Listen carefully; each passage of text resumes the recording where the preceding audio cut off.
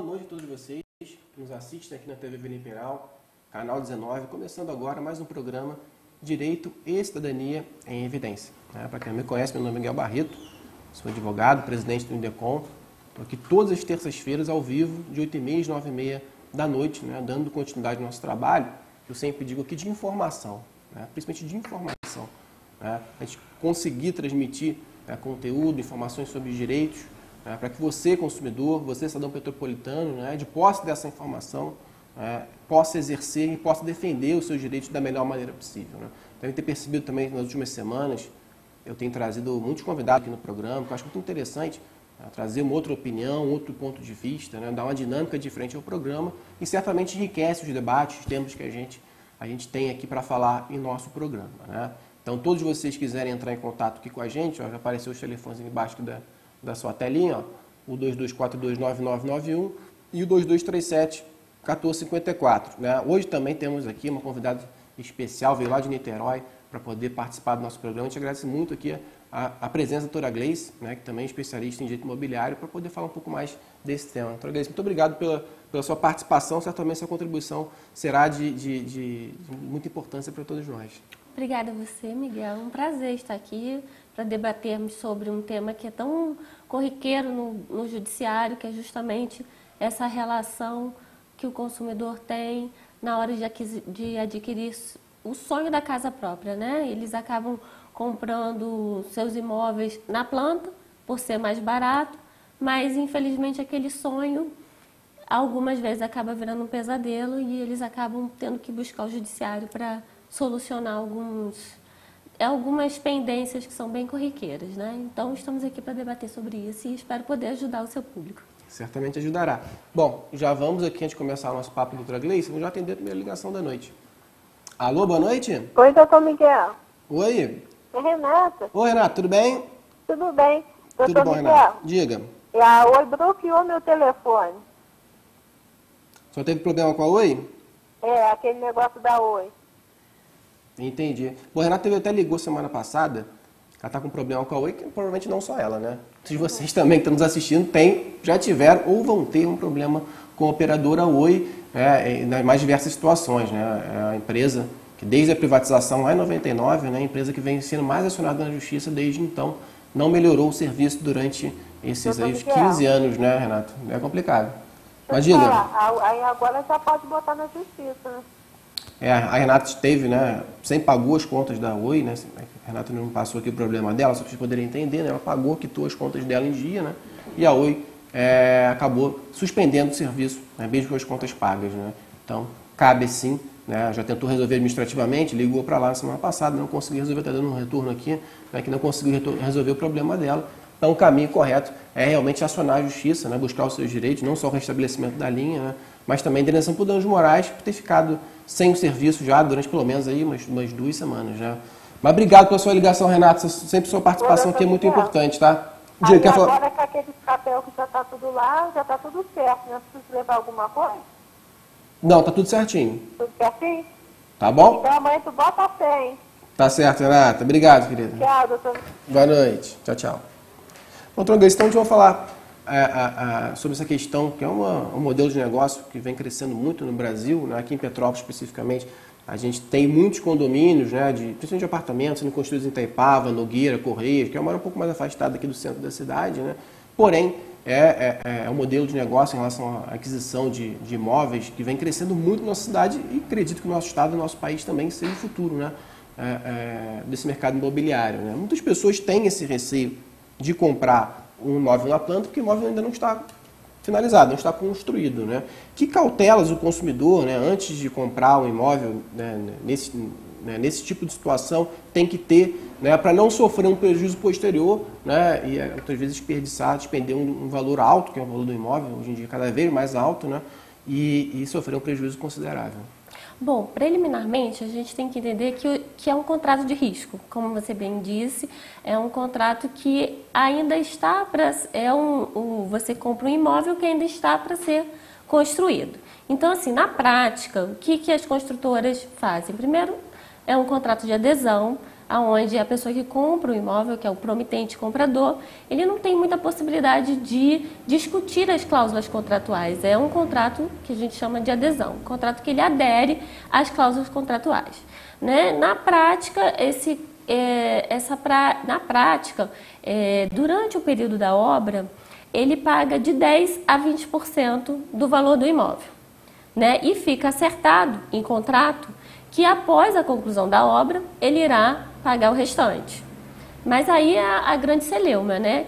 Que acontece às vezes que as obras atrasam, né? E atrasam mais de um ano, e aí como resolver esse problema, né? Como o promitente comprador soluciona isso? E a melhor forma, sim, é buscar o judiciário, né? Buscar seus direitos. Tá certo. Então essa relação, né, de compra de imóveis considera-se também uma relação de consumo. É uma do consumidor com o fornecedor vendendo um imóvel, né? Sim, o cidadão pode alegar em sua defesa o CDC, né? O Código de Defesa do Consumidor, ele resolve essa questão, né? É assim uma relação jurídica. A relação jurídica entre o promitente comprador e o vendedor é uma relação regida pela Lei 8.178, Código de Defesa do Consumidor, e é o próprio artigo que define isso, né? Quem é o consumidor, pessoa física ou jurídica, que adquire, né, como destinatário final. E o fornecedor é uma pessoa física ou jurídica que fornece o produto, no caso, construir um imóvel. Então, sim, no caso dessa relação, construtoras e o comprador é uma relação jurídica. Mas vale uma observação.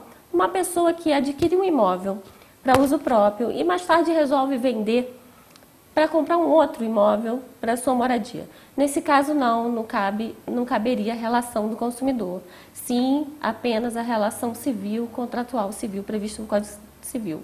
Porque aí não há uma relação de comércio, né? Sim. Né? Corriqueira, então não caberia. Uma habitualidade naquela atividade empresarial, né? Uma boa notícia para o cidadão, né? Certamente o CDC, como uma lei protetiva, vai auxiliar muito o consumidor se ele tiver algum problema nesse contrato. Bom, vamos atender a segunda ligação aqui da noite para a gente volta a falar um pouco mais sobre esse tema. Sim.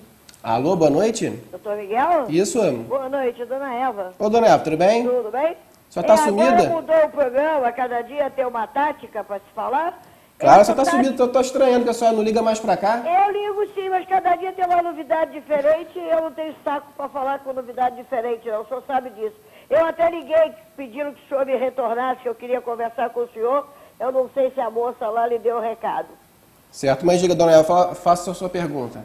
Deixa eu fazer uma pergunta para o senhor. A gente está indo no pronto-socorro dali do BIG, tem 4 leitos lá, 6 leitos, tá? E tem para mais de 20 pessoas para ser atendida na fila. Não tem uma cadeira para o miserável sentar.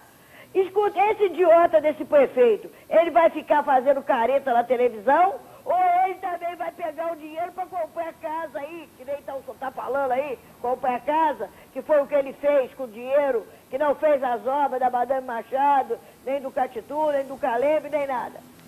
É isso aí, eu queria saber. Se ele não pode comprar cadeira para o pronto-socorro, ele não pode fazer obra. Entendi, dona Eva. É um problema de saúde que a gente tem no nosso país, não é só em Petrópolis, né? A gente tem problema sério também em Petrópolis, no estado do Rio de Janeiro e no Brasil inteiro. Infelizmente, muitas vezes os governantes não dão prioridade à saúde, né? Não destinam realmente, né, as verbas que deveriam para uma área tão importante para a população. E muitas vezes não que destinem, muitas vezes nem tem competência para isso, quer dizer, os projetos não são aprovados, não conseguem fazer a captação, né, para investir em novos projetos, né, ou vai pelo ralo da corrupção também muitos valores, né. Inclusive tem até um colega nosso, no mestrado, que fala sobre isso, vai fazer um trabalho justamente sobre essa questão da saúde, a problemática que a gente vive na saúde. É uma situação triste, a senhora tem toda a razão de reclamar, né, e a gente sempre faz questão de transmitir esse tipo de reclamação aqui ao vivo, né, para demonstrar que não está o serviço a contento da população, pelo contrário. Esse problema que a senhora tem, certamente é o problema que muitas pessoas têm, não só para ser atendido, questão de internação em UTI, de cirurgia, de tratamentos, né, mais variados possíveis, para fazer exames. As pessoas têm muito problema nessa área da saúde. Então é importante sempre fazer esse registro, né, de que não está bom e que tem que melhorar. E essa crítica é importante e faz a gente repensar um pouco do nosso futuro, do que a gente quer para o nosso futuro da população petropolitana. logicamente não passa por uma situação específica, né? Todo mundo tem que agir para poder melhorar a saúde de forma generalizada, né? Mas a nossa parte que a gente tem aqui é isso, é fazer a crítica, né? E cobrar dos governantes, como a senhora cobra aqui também, que dê uma atenção melhor, até que o nosso prefeito é médico, né? Que dê uma atenção maior à saúde, certamente a população agradece e merece um tratamento mais digno, né? Mas agora eu vou ligar pro senhor sempre, pode deixar. Tá certo, né? Obrigado pela sua ligação. Falou, obrigada. Nada, querido. Tchau, tchau. Então vamos lá, vou retornando àquela questão da compra dos imóveis, né? Já temos a primeira informação, né, que o consumidor, ao adquirir imóvel, né, de uma imobiliária, de uma incorporadora, tem direito de alegar em defesa, né, o Código de Defesa do Consumidor. Então vamos ao primeiro passo, vamos dizer, o consumidor que se procura, né, uma dessas empresas para poder adquirir um imóvel. Em relação ao contrato que ele vem afirmar, né, a Gleice já informou que é um contrato de adesão, que é um contrato pré-formatado, né, um contrato que não se admite discussão das cláusulas, ou seja, é igual para todo mundo. Né, o que o consumidor tem que analisar nesse contrato, o que ele pode discutir nesse contrato, né, e o que realmente ele tem que checar para saber se o contrato está de acordo com a lei, né, se ele não vai ter nenhum direito ofendido, violado naquele contrato, né, ou pode vir a sofrer um prejuízo grande em relação à discussão de cláusulas contratuais. O que ele de fato pode fazer? Então, o Código de Defesa do Consumidor, ele prevê as cláusulas abusivas, né? Aquelas cláusulas em que deixa o consumidor em uma situação desequilibrada. E aí não há outra possibilidade a não ser buscar o judiciário para buscar esse equilíbrio. Então, é um exemplo de cláusulas que trazem esse desequilíbrio, por exemplo, uma venda casada, né? No caso de você adquirir um imóvel e ser obrigado a aderir a um seguro, na qual a construtora não te dá a possibilidade de escolher ou de fazer uma cotação e outra corretora. Então, se ele caracterizando venda casada, sim, caberia ao consumidor discutir em juízo isso. É muito comum também nós verificarmos que quando uma pessoa vai comprar um imóvel, ela acaba arcando com uma despesa que se chama taxa de corretagem. É importante dizer porque essas taxas de corretagem não são baratas, são bem altas e, particularmente, eu entendo, e o judiciário também está acompanhando esse entendimento, que isso não caracterizaria bem uma taxa de corretagem. E, na verdade, a pessoa que está no stand, ele está vendendo o imóvel. Então, ele não está fazendo uma intermediação entre o comprador e o vendedor. Na verdade, ele está vendendo um produto. Então, não tem por que o consumidor arcar com uma despesa tão alta que seria a taxa de corretagem. No caso daquelas pessoas que passaram por isso, tiveram que pagar esse valor, elas podem sim buscar no judiciário uma solução, a devolução até em dobro do que eles pagaram.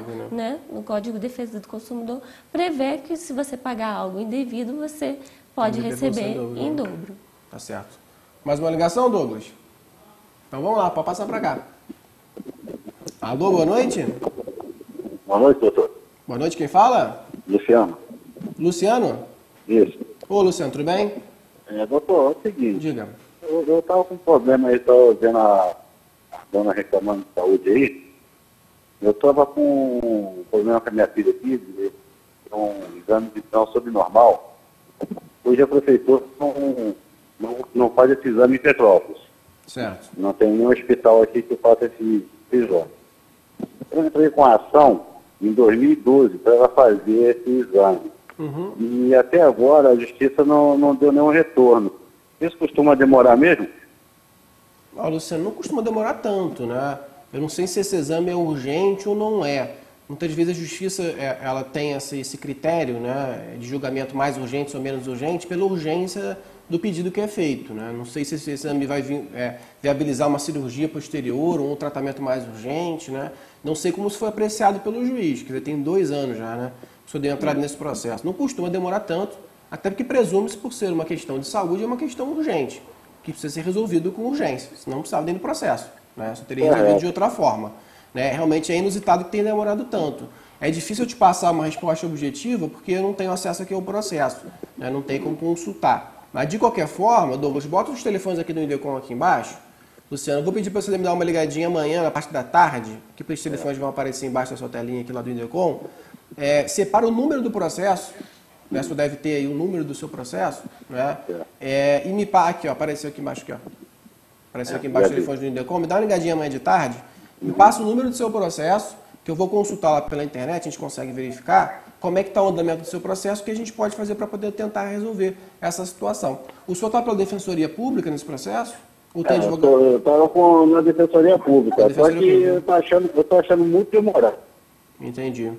Como o senhor mesmo disse, a respeito de saúde, a tanto na posição para os familiares ou resolver isso de uma vez, porque a menina tinha 10 anos, vai fazer 12 anos agora e nada.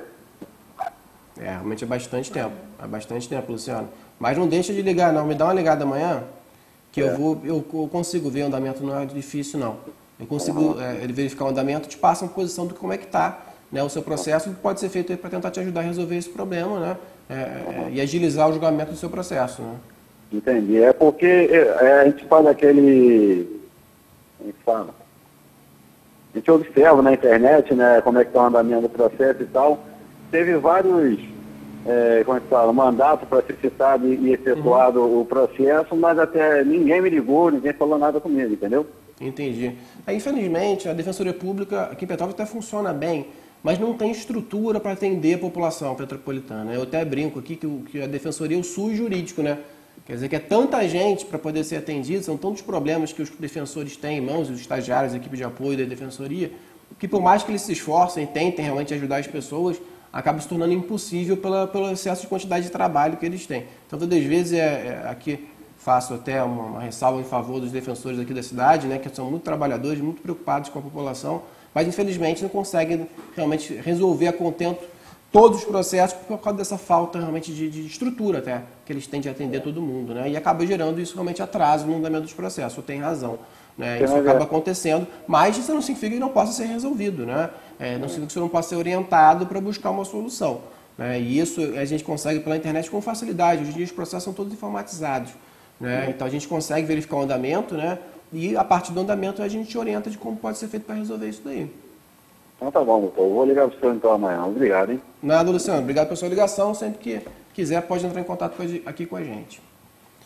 Uma modalidade também diferente que se tem em relação ao financiamento desse tipo de imóvel é o financiamento feito até pela própria construtora. Né? Quando geralmente, quando você compra um imóvel, você faz um financiamento bancário, né? A gente na Caixa Econômica, outros bancos também que abriram, né, nos últimos anos para financiamento imobiliário, tem essa distinção. Muitas vezes a própria construtora, incorporadora, financia o imóvel para o consumidor que adquire. Quais são as principais diferenças, né, de um financiamento imobiliário, vamos dizer, tradicional, né, que é feito pelas instituições financeiras, né, e do financiamento que é feito diretamente com a construtora? Tem alguma diferença em relação à taxa de juros? Um tem uma taxa menor, outro maior? Como é que é feita a forma de pagamento? Muitas vezes tem aquela parcela intermediária, né, que você paga um valor por mês, paga uma intermediária. Tem outros que pagam de uma forma decrescente, né? Paga mais alto no início, no final já paga um valor de parcela menor. Como é que funciona esse tipo de financiamento? Né? Como o consumidor pode ter acesso a esses financiamentos? Né? E qual é o mais vantajoso em geral para o consumidor? É o financiamento imobiliário, pela Caixa, para um banco privado, pela incorporadora? Né? Como é que funciona essa questão do financiamento para quem tem interesse em adquirir esses imóveis? Bom, inicialmente o que acontece é que no código, o contrato de promessa de compra e venda, como eu disse, o comprador adianta de 10% a 20%, né, do valor do imóvel no período da compra, no período da construção.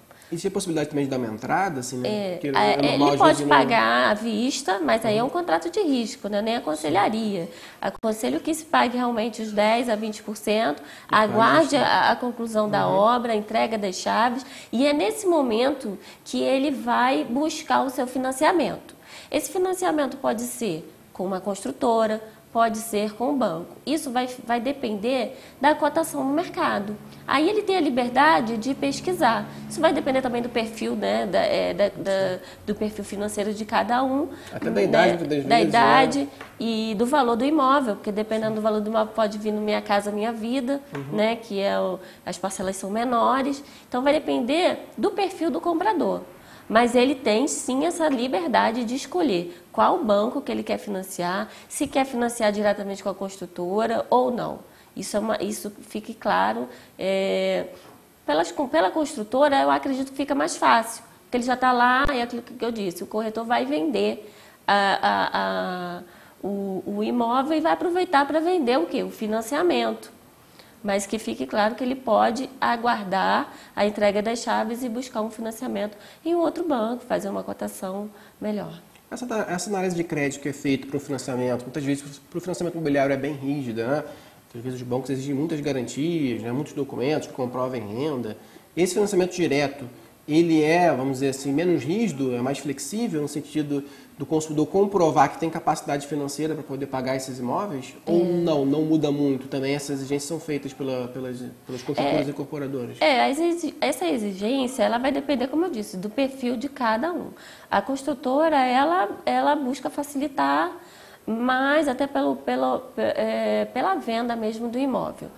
Hoje em dia, nós tivemos um boom muito grande em 2008, né? Hoje em dia a gente tem uma tendência dos bancos serem um pouco mais rígidos com a aprovação do crédito. Então as construtoras estão vendendo mais que os bancos, estão dando mais financiamento que os bancos, mas justamente por conta desse boom que teve em 2008 e agora o mercado meio que esfriou um pouco e ficou mais rigoroso para a concessão do crédito. É importante o consumidor realmente avaliar essas questões, que eu me lembro, né?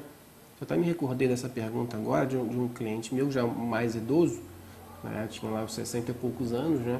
E fez um financiamento pela Caixa Econômica Federal para adquirir o imóvel. Né? E o valor do seguro, né, prestamista que foi exigido, era maior que a prestação que ele pagava. Quer dizer, só pelo fato de ser uma pessoa idosa, né, em tese, né, representaria um risco dele falecer durante o financiamento ou ter algum problema de inadimplência, né? Quer dizer, o seguro que ele pagava para garantir, né, a quitação das parcelas era maior que a própria parcela, né? O que inviabilizava, quer dizer, criava uma dificuldade muito grande para poder quitar aqueles valores, que se tornavam valores muito altos. Até que o imóvel não era um imóvel até popular, não era um imóvel assim de uma grande monta, né? Mas ele até me procurou por conta disso, estava com uma dificuldade muito grande de pagar, porque o seguro embutido era muito alto, né? Só pela idade dele, por ele ser uma pessoa idosa. Né? Ele poderia, no caso, ingressar no judiciário para mudar o seguro. Né? Muita gente acha que não pode. Eu tenho um seguro tal, está muito alta a parcela, mas ele pode buscar o judiciário, que é aquilo que eu te falei. Não pode haver venda casada. Né? O consumidor tem que estar livre para poder optar pelo seguro que ele achar o que for melhor para ele. Não pode vincular né? o seguro àquele financiamento que foi realizado. Se ele está pagando um seguro muito caro, ele tem sim o direito de buscar um seguro que se adapte melhor às suas condições financeiras. Ok. Muitas pessoas também têm dúvida, né, ou ficam receosas em relação ao material que é utilizado naquela obra.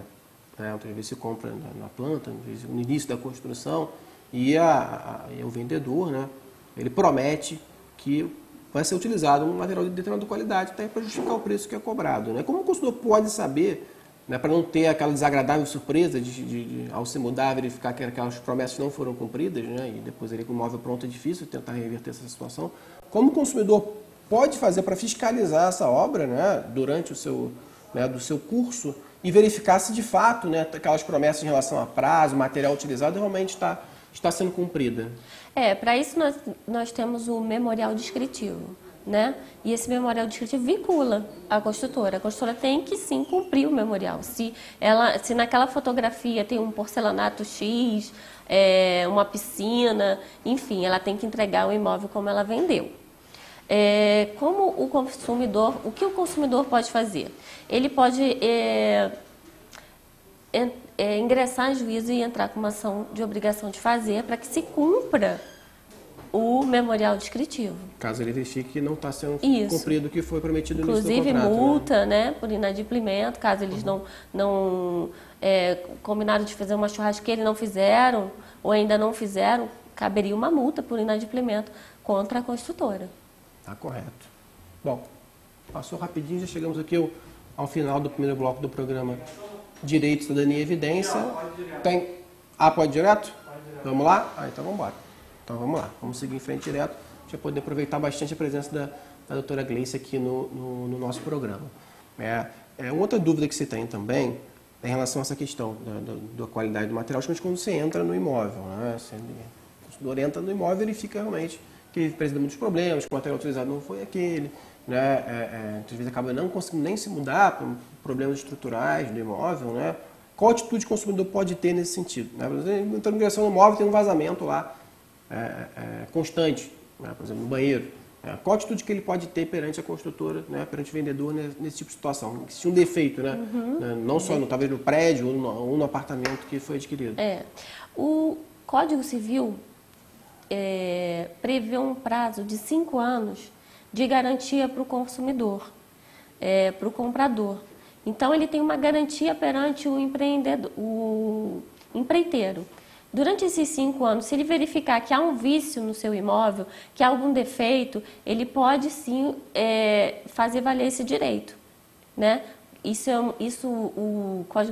prazo do Código Civil é um prazo de garantia, né? Ele pode, durante os 5 anos, se, por exemplo, um piso levantou, há uma infiltração na parede, enfim, ele pode contactar com o seu empreiteiro da obra e pedir para que se proceda ao conserto. É importante também esclarecer que a súmula 194 do STJ prevê um prazo prescricional de 20 anos para aquela pessoa que comprou o imóvel ingresse com uma ação reparatória contra a construtora, né? Aí já não seria um prazo de garantia, e sim um prazo para você entrar com os danos materiais ou morais sofridos durante esse período em que o comprador passou com aquele vício no imóvel, enfim. É interessante que é um prazo bem prolongado, né? Sim. Até eu acho justo, até proporcional pela durabilidade daquilo que você está comprando, né? Quer dizer, o móvel é um bem que se compra, você tem uma longa duração. Às vezes você vive a sua vida inteira ali. Às vezes então, o natural vício que demora a aparecer. Né? Você tem a questão do vício oculto do CDC, né? Que você não percebe, né, logo de cara, assim, não é aparente, né? Não é visível, mas depois se manifesta. Bom, vamos lá. Vamos mais uma ligação. Pode passar, Douglas. Alô, boa noite. Alô? Boa noite. Boa noite. Meu nome é Hildo. Oi, Hildo, tudo bem? Tudo bem, chefe? Vai lá, Hildo, faça a pergunta. Eu tô com um problema com a Oi aqui, Velox, cara. Essa porra tá muito ruim. O que está acontecendo aí? Funciona quando quer, entendeu? Eu queria ver se tem uma condição de ver alguma coisa aí, que tem vários protocolos deles aqui, 27 protocolos mais ou menos que nós já tivemos. A gente fala, não tem um responsável para dar uma ciência a gente. Aí a gente senta no computador na hora de trabalho, quer usar a internet, não consegue. As contas estão todas em dias.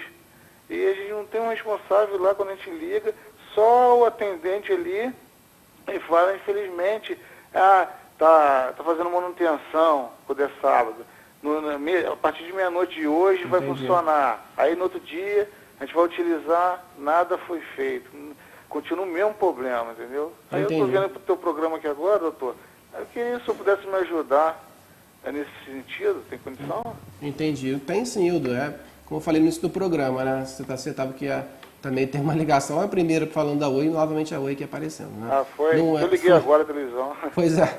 Então, certo, não se sinta aí vitimizado, porque você é só mais uma pessoa que realmente tem reclamado da Oi. Mas é possível sim resolver, Hildo. Esses problemas com a Velox aqui na cidade também são recorrentes, né? Muitas pessoas, muitas vezes, que têm até o serviço, deixam de ter, né, por uma questão técnica, né, uma qualidade da prestação de serviço. Então, o que você fez é o correto. Sempre se tem um problema desse, você tem que entrar em contato com a empresa e registrar a reclamação e pegar os protocolos, que é o que você fez. Isso comprova o quê? Que, de fato, houve um problema, que você entrou em contato com a empresa e esse problema não foi resolvido. E por ser um problema que acontece muitas vezes, né, pelo que você está dizendo, né, são problemas praticamente diários que você tem em relação à conexão da Velox, né? Isso te garante sim o direito, né, de demandar contra a empresa, no sentido de regularizar a prestação de serviço, porque você paga o valor cheio, né? Todo mês você paga o valor total. Você não paga o valor parcial porque funcionou um dia e não funcionou no outro. Né? Então você tem o direito sim de ter internet funcionando o mês inteiro. E não se justifica tantos problemas. Um dia ou outro, um probleminha eventual pode acontecer. Agora, toda hora, né, sempre não pode acontecer. Não é justificável que isso venha acontecer.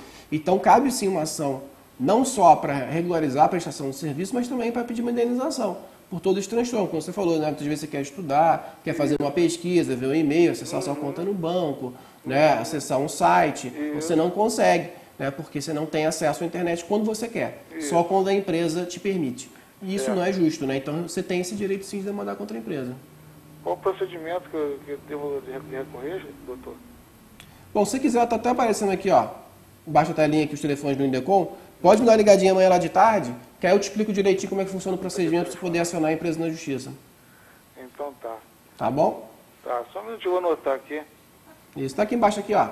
Vai ficar aqui, Douglas. Deixa um minutinho aqui para eu anotar, outras pessoas também. Tem pessoas interessantes também falar, às vezes não querem entrar em contato com a gente ao vivo, às vezes não querem expor o seu problema também aqui, né, para todo mundo. Isso às vezes acontece. Então, todos vocês que também têm alguma dúvida, né, alguma reclamação, algum problema, pode ligar lá no Indecom, nos telefones que estão aparecendo aqui embaixo na sua telinha.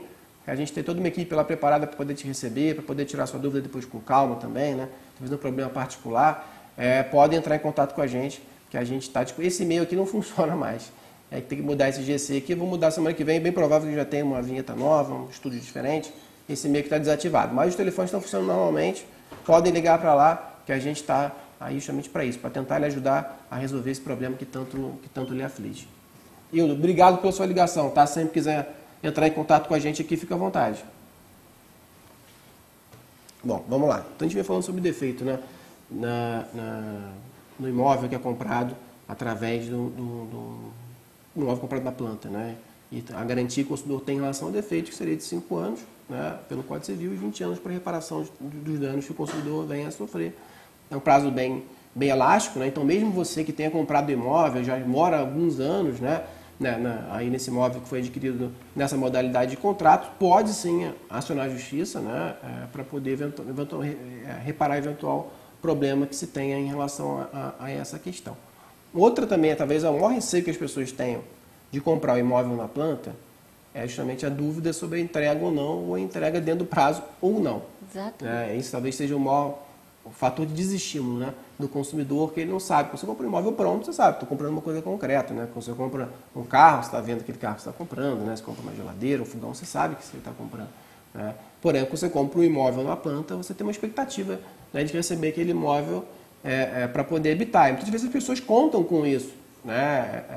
Eles fazem contratos de locação já prevendo, né, que ela vai sair naquele mês, porque já vai morar no seu imóvel próprio, né? Ou até se mudam de cidade para poder morar naquele imóvel. Né? Quais são os direitos que o consumidor tem quando atrasa, né? Quando a obra atrasa e ele não recebe aquele imóvel pronto para ser habitado, né? Às vezes tem problema com a habite também, né? O imóvel fica pronto, mas a consumidor não consegue o habite. Então, as pessoas não podem se mudar, por mais que o imóvel esteja pronto, né? Também tem esse problema recorrente, né? Da questão do habite. Então, qual direito o consumidor tem quando o imóvel que ele adquiriu atrasa, não entregue dentro do prazo estabelecido? Então, quando não há entrega do imóvel, o que acontece? Muitos acabam tendo que arcar com despesa de locação de imóveis, né? Já que estamos falando de imóveis para moradia, mas isso também vale para, no caso de um imóvel que você compra para uso comercial, isso também vale, né? Porque seria uma forma de ressarcimento. O que o Judiciário tem feito? O Judiciário tem concedido o que a gente chama de lucro cessante, ou seja, cada mês de atraso, o consumidor tem direito a receber uma quantia referente a um valor de aluguel. Né? Hoje em dia as pessoas que fazem hoje em dia os juízes calculam 1% sobre o valor total do imóvel, né? E aí multiplica pelos meses de atraso. Isso seria uma forma de ressarcir o consumidor por ter passado tanto tempo sem receber um imóvel. Outra forma é inegável o dano moral, porque isso afeta a honra da pessoa, a pessoa acaba tendo que se sujeitar a até morar na casa de uma outra pessoa, de favor, assumir uma despesa de aluguel que não estava no seu orçamento. Então, sim, caracteriza dano moral, né? E outra coisa que eu acho interessante a gente conversar é porque nesses contratos, eles preveem uma cláusula chamada cláusula de tolerância. É importante a gente ficar atento a isso, que as construtoras têm lançado muito mão dessa cláusula, que prevê o seguinte: olha, o lançamento vai ser no dia X, mas eu tenho mais 180 dias para entregar seu imóvel. Não é bem assim, tá? São 180 dias se existir um fato fortuito, um fato que realmente seja relevante, uma catástrofe, chuvas rigorosas, né? O simples fato de não ter mão de obra, de não ter material, isso já faz parte do risco do negócio deles, e eles têm que dever. Então, não podem simplesmente lançar a mão de 180 dias, 90 dias. Eles têm que comprovar realmente que há um ato fortuito. Então, eu vejo isso é muito recorrente, não entregar na data, e o consumidor achar que esse prazo de tolerância é aplicável para qualquer motivo. E não, só para um motivo realmente relevante. Chuvas, catástrofes. Não havendo isso, sim, ele tem direito a receber um ressarcimento, né? Que no caso seria o valor de aluguel, danos morais, enfim. Entendi. É um outro questionamento que se faz também, que isso é importante até quando você analisa o contrato, né? Às vezes a pessoa vai, ok, né, o imóvel é entregue dentro do prazo, paga o valor direitinho que foi acordado, não tem problema nenhum, porém, ao ingressar no imóvel, verifica-se que muitos equipamentos que fazem parte da rotina do condomínio não foram instalados. Por exemplo, às vezes não tem interfone, né, as instalações elétricas internas funcionam parcialmente, às vezes se promete instalar um portão eletrônico, na verdade é manual, né? Então, muitas coisas que o consumidor acaba tendo que arcar porque a empresa não cumpre, né, com o que foi prometido, muitas vezes não se encontra em contrato. Prometido verbalmente, mas na hora de executar o serviço, acaba que os próprios moradores têm que fazer ali vamos dizer, uma vaquinha ali, né, para poder complementar o imóvel com serviços essenciais para se tratar até de um prédio, um apartamento se encontra num prédio, né? Então, esses serviços são importantes, né? O que o consumidor pode fazer quando ele percebe essas questões? Ou seja, esses itens, apesar de não serem dentro do seu imóvel, né, mas da área comum do condomínio, também não foram respeitados, né? Isso faz parte do memorial descritivo que a gente falou anteriormente.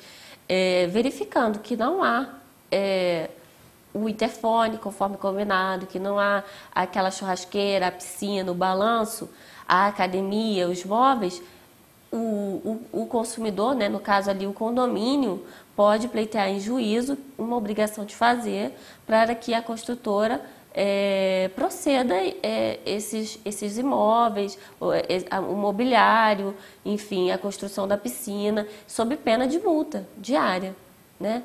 Uma coisa que eu acho interessante a gente falar também, que é comum nesses contratos de promessa de compra e venda, serem cobradas despesas que não fazem parte do contrato. Às vezes o consumidor assume, sei lá, 200 mil, né, e de repente recebe em casa uma cobrança extraordinária, alegando que é para construir uma calçada, para passar a tubulação de água. Isso eu acredito que o consumidor, procurando o judiciário, ele vai encontrar uma melhor solução, porque quando a construtora resolve construir imóvel, esse valor tem que estar incluindo tudo, inclusive os cabos de energia elétrica, tubulação de água. Então, essa cobrança é considerada pelo Código de Defesa do Consumidor uma cobrança abusiva, então seria passível de nulidade, né? Entendi. E no caso, por exemplo, que o consumidor, né, tem um interesse, né, ou por necessidade ou por outro motivo, ele tem interesse em rescindir esse contrato, né? Ou seja, não mais adquirir aquele imóvel, porém ele já pagou muitas prestações, muitas vezes ele deu uma entrada de 10%, 20%, a doutora falou, né? Já pagou uma boa parte das prestações. Ele tem direito de, vamos dizer assim, cancelar esse contrato e ter o seu dinheiro que já foi pago de volta? Ou existe alguma penalidade também, alguma multa que ele tenha que quitar caso o consumidor por si só desista da aquisição daquele imóvel durante a execução do contrato? Então aí nós temos que diferenciar. Se ele decidir rescindir o contrato porque a obra está atrasada ou porque não entregaram o imóvel conforme combinado, conforme o memorial descritivo, quem está inadimplente não é o consumidor, é a construtora. Então ela pode sim rescindir sem multa e pleitear o valor pago integralmente. O Código de Defesa do Consumidor prevê isso expressamente, que, havendo a resolução do contrato, o consumidor tem direito à devolução de todas as prestações. Mas, se for o caso apenas do consumidor, desistir da compra, né? Eu não quero mais esse imóvel, eu não tenho mais condições de pagar. Como é que eu vou fazer? Ele pode sim rescindir o contrato, mas os tribunais hoje têm ponderado essa devolução integral, né? Eles alegam que os valores pagos nessa aquisição de um imóvel não pode ser configurado uma poupança, né? o consumidor paga durante 3 anos e depois de 3 anos resolve rescindir o contrato e quer receber o valor integral, né? Aí seria uma poupança. Sim. Não, e aí o judiciário fala, não, vamos ponderar. Geralmente o consumidor perde de 10% a 20% do valor pago, né?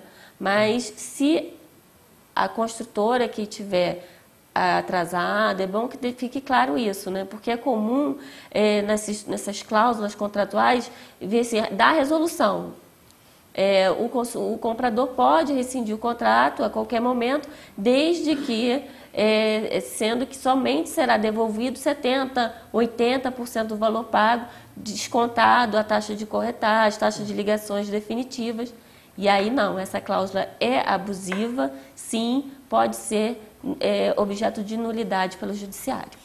É interessante, né, abordar esse tema, porque as pessoas às vezes demoram muito tempo para algo ficar pronto. E problemas acontecem no meio do caminho. Então, o consumidor tem nem condição mais tempo, um problema específico, né, que ele venha passando. Então é interessante saber sobre essa questão, né, porque você fica até mais tranquilo de adquirir um imóvel que sabe que não vai perder o dinheiro todo que foi investido, né? Como eu disse anteriormente, né, são valores altos para se comprar um imóvel. Então, mesmo que exista algum problema no pagamento durante o transcorrer aí da obra, né, o consumidor tem direito de ser ressarcido, logicamente com essa penalidade, né, que são dos custos lá do seu contrato, né, também do prejuízo que a empresa teve, o vendedor teve em relação a essa questão. Porém, sabe que não vai ter e não pode ter, mesmo que estiver constando em contrato, né, uma penalização maior do que esse percentual que a doutora Gleice passou aqui para a gente, né. Outro detalhe interessante também, que acaba gerando muito conflito, todas as vezes não só entre o consumidor e o vendedor, né, mas entre os próprios novos habitantes daquele prédio, vamos dizer assim, é sobre a primeira reunião de condomínio, né, onde se vai estabelecer diretrizes para a convenção condominial. As pessoas têm muita dúvida em relação a isso e é uma reunião muito importante porque vai realmente organizar aquele condomínio dali para frente, né, e vai gerar efeitos concretos na vida das pessoas que venham habitar aquele prédio, né. O que seria dicas interessantes, né, para quem está aí às portas de entrar no imóvel novo, né, no imóvel adquirido na planta, né, qual seria uma dica interessante, uma orientação para que essas pessoas possam tomar decisões corretas ao realizar a convenção condominial e, né, estabelecer realmente as regras que vão ser respeitadas aí durante os próximos anos pelos condôminos? Bom, acho que a regra número 1 é participar, né? Muita gente não participa, acaba delegando isso para o síndico e para o conselho fiscal. É importante que todos participem dessa reunião. Claro, é uma reunião muito importante, ela é que vai avaliar se realmente o memorial descritivo, aquilo que a gente conversou anteriormente, está de acordo. E é justamente nessa primeira reunião que eles vão dar a aprovação, né, para a construtora. Vão visitar e vão informar para a construtora, olha, nós aprovamos, não, nós não aprovamos. Então é importante a participação de todos e é aquela história, a união faz a força, né? Quanto mais gente unida para que aquele contrato seja cumprido, eu acredito que seja mais, a pessoa vai ter um benefício maior com isso. Claro. E é justamente na reunião condominial que que é ou não aprovado o memorial descritivo. Outra coisa importante que é muito debatida aí nessas reuniões condominiais é o habite-se. É muito comum você ter um prédio, as pessoas morando e elas não têm o habite-se. E o habite-se é justamente um documento hábil que a prefeitura concede para que a pessoa depois possa levar ao cartório e levar o seu imóvel ao RGI, né? E é nesse momento da reunião condominial que as pessoas chegam a um acordo, se vão entrar com uma ação coletiva para que a construtora proceda todas as normas conforme a prefeitura e assim os moradores consigam o seu habite-se. E é isso, né? E em resumo, a reunião condominial é muito importante nesses dois fatores, a aprovação do memorial descritivo e a discussão a respeito de todos os problemas que podem ocorrer durante essa construção. Certamente, o próprio fato de se debater isso abertamente, né, antes até, né, daquelas pessoas morarem naquele lugar, é muito importante, que todo mundo já entra, né, nos seus imóveis ciente das suas obrigações, né, dos seus direitos, como é que vai ser feita a convivência, né, lá com os condôminos, quem vai ser o síndico, quem não vai, se está tudo em ordem, se não está, se precisa ser tomada alguma providência ou não para resolver problemas pontuais. Isso é meio caminho andado para evitar problemas futuros, né, que é o mais importante, talvez, né, numa convivência condominial, é que as pessoas possam viver em harmonia, né, possam viver sem conflito, né, e assim viver uma vida feliz nesse novo imóvel, que é o sonho de muitas pessoas, né? Ter o seu imóvel próprio é um motivo de felicidade, mas que pode se tornar um aborrecimento, né, em pouco tempo, né? Bom, a gente está chegando no final aqui do nosso programa, doutora Gleice. Eu acho a nossa doutora Gleice também, nossa colega aqui no mestrado da UCP, está fazendo uma pesquisa muito interessante, que é sobre o tráfico internacional de pessoas. Inclusive, foi um tema abordado por uma novela há pouco tempo atrás, né, chamou muita atenção de todos nós por ser um tema super atual, né, apesar de grave, acontece, né, com frequência até no nosso país, né? Eu queria que você falasse resumidamente, né, sobre essa questão da sua pesquisa, né, e principalmente o que as pessoas podem fazer para evitar, né, serem enganadas, ludibriadas por propostas irreais e realmente serem traficadas para o exterior por um trabalho de escravo, né, por um trabalho até de prostituição forçada, né? Como é que funciona isso hoje em dia A novela ela revelou muito bem como isso ocorre. Sim, as pessoas vão enganadas, elas vão acreditando que estão indo para um lugar para trabalhar, para ter uma vida melhor e, na verdade, acabam se tornando refém. E quando a gente diz que a pessoa que é traficada, ela é refém em todos os sentidos. A sua família é refém, ela não tem liberdade, muitas vezes ela vai para um país que ela não consegue se comunicar. No meu estudo de tráfico de pessoas, eu procuro abordar as principais formas de tráfico. Hoje em dia são conhecidos alguns. Existe o tráfico para prostituição, que foi o que a novela revelou. Existe o tráfico para trabalho escravo, né, o análogo a escravo, muito comum no mundo todo. A gente brinca, a escravidão acabou. Não acabou, e ela é muito presente ainda na vida contemporânea. O tráfico de órgãos, que é muito sério e ele ocorre assim no dia a dia, pessoas que estão desesperadas por dinheiro, precisando oferir alguma renda e acabam ponderando uma renda entre ter um órgão sadio, né? É muito comum as pessoas venderem um rim em troca de alguma quantia. Essa transação ocorre muito pela internet. E também o tráfico para prostituição. Então, o meu trabalho busca abordar essas principais formas de tráfico de pessoas, de escravidão, casamento servil também existe muito. E é uma triste realidade que nós, estudiosos do direito civil, do direito dos humanos, buscamos combater. E a maior parte das vezes são pessoas humildes, né? Talvez são levadas, realmente não tem...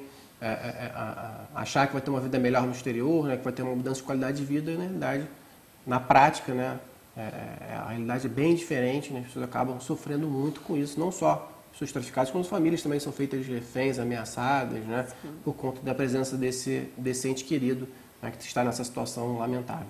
Doutora Gleice, muito obrigado pela sua presença aqui. Chegamos ao final do nosso programa, né? Suas ponderações foram muito importantes para todos nós. Agradeço também as pessoas que ligaram aqui para a gente, né? É sempre importante contar com a participação de você, telespectador. Fica já marcado o nosso próximo encontro, né? Terça-feira que vem, também ao vivo, de 8h30 às 9h30 da noite. Também quero deixar um beijo para minha filha, que fez 2 meses na semana passada, deve estar lá assistindo em casa. Então, fica um beijão para a Laura. Parabéns. E é isso, muito obrigado, né? Uma boa noite a todos, um forte abraço e até a próxima.